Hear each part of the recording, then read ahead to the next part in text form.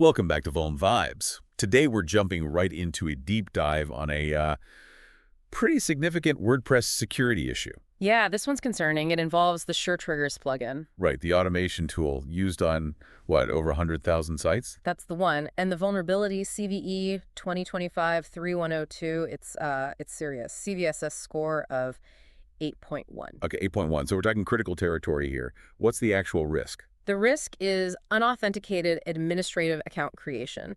Basically, attackers can make themselves admins without needing to log in. Full site takeover, essentially. Pretty much, yeah. A complete compromise is on the table. And who found this? Where did the discovery come from?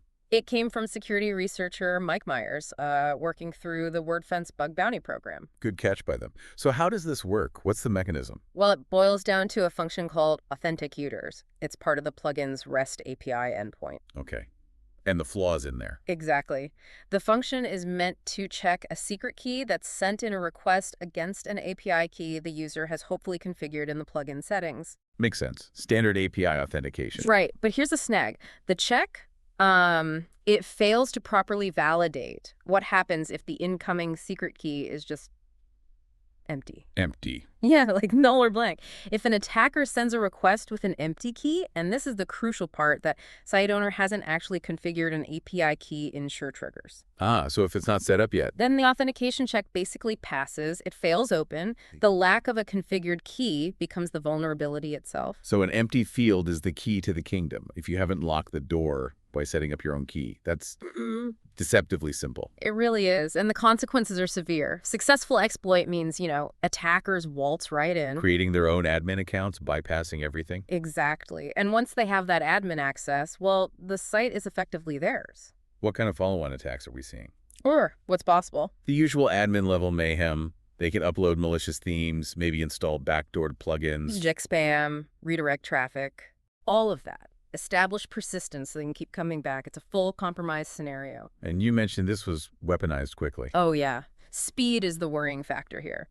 According to PatchStack, who tracked this stuff closely, exploitation attempts started just 4 hours after a virtual patch was made available. 4 hours? That's incredibly fast. Doesn't give admins much breathing room at all. Not much at all. It really highlights how quickly these things move from disclosure to active attack. The initial attacks, by the way, were traced back to a couple of IPs. Both ones. An IPv6 address, 2A01.E5CADO.3167.2, and an IPv4, 89.169.15.201. Those were the first movers seen trying this exploit. And they knew where to hit. Seems so. The logs show they were targeting specific REST API endpoints. Which ones? WPJSON triggers a v1 automation action, and also the same route accessed via the restruct parameter. So restruct, WPJSON triggers the v1 automation action straight for the vulnerable function. Okay, so for everyone listening who uses SureTriggers, this is urgent. What are the immediate actions? Absolutely urgent. First, update. Now, get SureTriggers to version 1.0.79 or later. That version contains the patch. Don't delay on the update. What else? Second, go check your WordPress user list very carefully.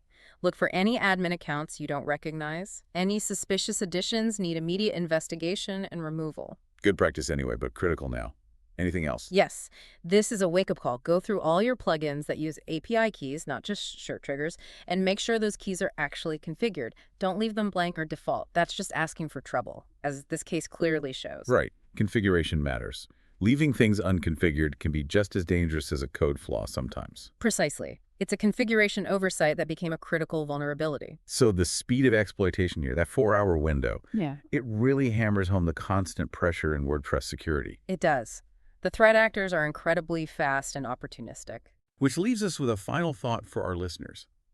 Given how quickly this seemingly simple configuration issue was turned into a weapon for site takeovers, what does that tell you about the current threat landscape for WordPress? And maybe more importantly, how does it change the way you need to think about proactive security and staying ahead of the curve?